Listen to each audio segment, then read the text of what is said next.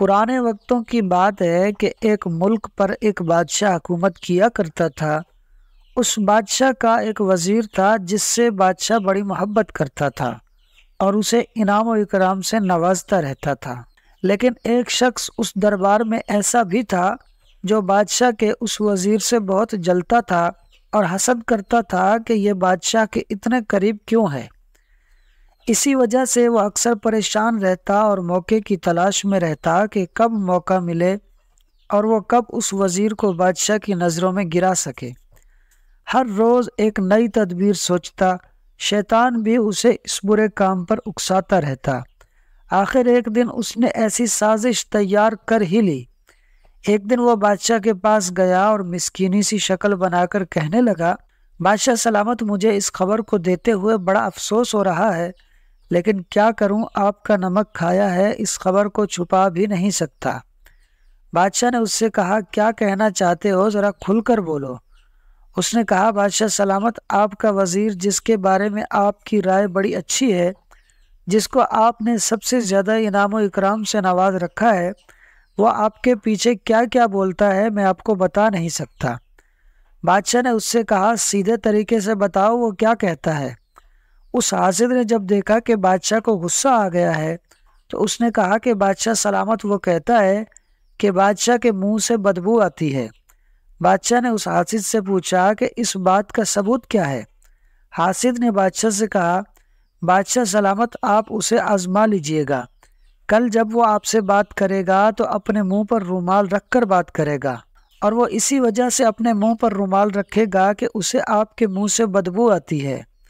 اس دن یہ حاسد اس وزیر کے پاس گیا اور اس سے خوشامد کرتے ہوئے کہنے لگا کہ آج آپ سے ایک التجا ہے کہ کل جب آپ دربار جائیں تو راستے میں مجھ ناچیز کا غریب خانہ ہے، اگر آپ میرے غریب خانے پر تشریف لائیں اور میرے ساتھ کھانا تناول فرمائیں تو بڑی نوازش ہوگی۔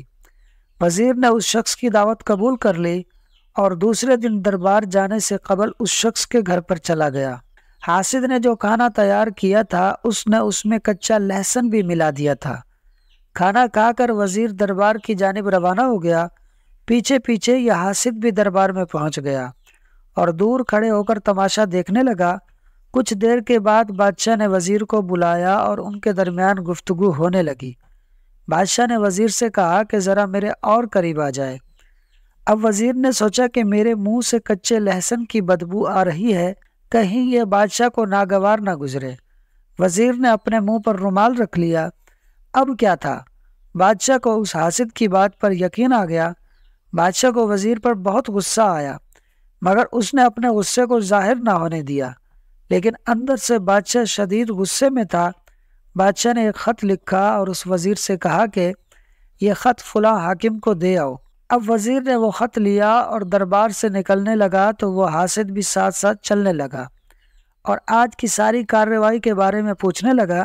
وزیر نے اسے بادشاہ سے ہونے والی گفتگو سے آگاہ کیا اور کہا کہ بادشاہ سلامت نے یہ خط دیا ہے کہ فلاں حاکم کے پاس پہنچا دوں۔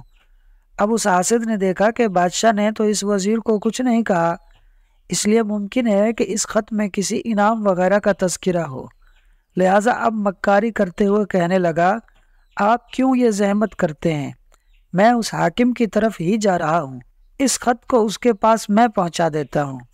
وزیر نے دیکھا کہ وہ شخص نہایت عاجزی اور انکساری کے ساتھ یہ خط مانگ رہا ہے تو وزیر نے وہ خط اس کو دے دیا۔ جب حاسد وہ خط لے کر اس حاکم کے پاس پہنچا تو اس حاکم نے اس شخص سے کہا کہ تمہیں معلوم ہے اس خط میں کیا لکھا ہے؟ حاسد نے خوش ہوتے ہوئے کہا کہ یقیناً اس خط میں انعام و اکرام کا تذکرہ موجود ہوگا۔ حاکم نے کہا، نہیں، اس خط میں انعام و اکرام کا کوئی تذکرہ نہیں ہے، بلکہ اس میں لکھا ہے کہ جیسے ہی یہ شخص خط لے کر تمہارے پاس پہنچے اسے فوراً قتل کر دو اور اس کی کھال اتار کر میرے پاس بھیج دو۔ اب تو حاسد بہت رویا، چیخا، چلایا، گڑ گڑایا کہ یہ خط میرے لیے نہیں ہے، بلکہ بادشاہ نے یہ تو فلاں وزیر کو دیا تھا، میں اس سے لے کر آ گیا تھا، آپ بادشاہ سے اس بات کی تصدیق کر لیں وغیرہ وغیرہ۔ حاکم نے کہا کہ یہ میرے بس کی بات نہیں۔ حاکم نے بادشاہ کے حکم کی تعمیل کی اور اس کو قتل کر کے اس کی کھال بادشاہ کو بھجوا دی۔ اگلے روز حسب معمول وزیر بادشاہ کی خدمت میں حاضر ہوا۔ بادشاہ وزیر کو دیکھ کر سخت حیران ہوا کہ اس کی کھال تو کل میرے پاس آ چکی ہے، پھر یہ آج زندہ سلامت دربار میں کیسے آ گیا؟ بادشاہ نے اپنی حیرت کو چھپاتے ہوئے اس وزیر سے پوچھا، کل میں نے تم کو ایک خط دیا تھا، اس خط کا کیا ہوا؟ وزیر نے کہا، بادشاہ سلامت، فلاں شخص مجھ سے منت سماجت کر کے وہ خط لے گیا تھا۔ وہ کہہ رہا تھا کہ وہ اسی حاکم کے پاس جا رہا ہے، لہٰذا اس کو یہ خط دے دیا جائے۔ بادشاہ نے اس وزیر سے پوچھا کہ کل جب تم مجھ سے گفتگو کر رہے تھے تو تم نے اپنے منہ پر رومال کیوں رکھا تھا؟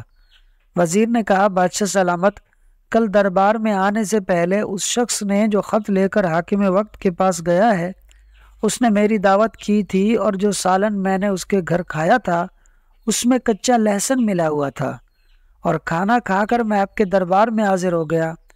اب آپ سے گفتگو کرتے ہوئے مجھے شرم آئی کہ میرے منہ سے بدبو آپ کو تکلیف نہ دے، اس لیے میں نے اپنے منہ پر رومال رکھ لیا۔ بادشاہ یہ سن کر ہنسنے لگا اور کہنے لگا کہ بے شک برائی کا انجام برائی ہی ہوتا ہے، اور حاسد اپنے حسد کی آگ میں جل بھن کر مر جاتا ہے۔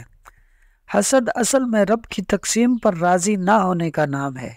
اللہ پاک ہمیں حسد سے بچائے اور اپنے خزانے سے بے حساب عطا فرمائے، آمین۔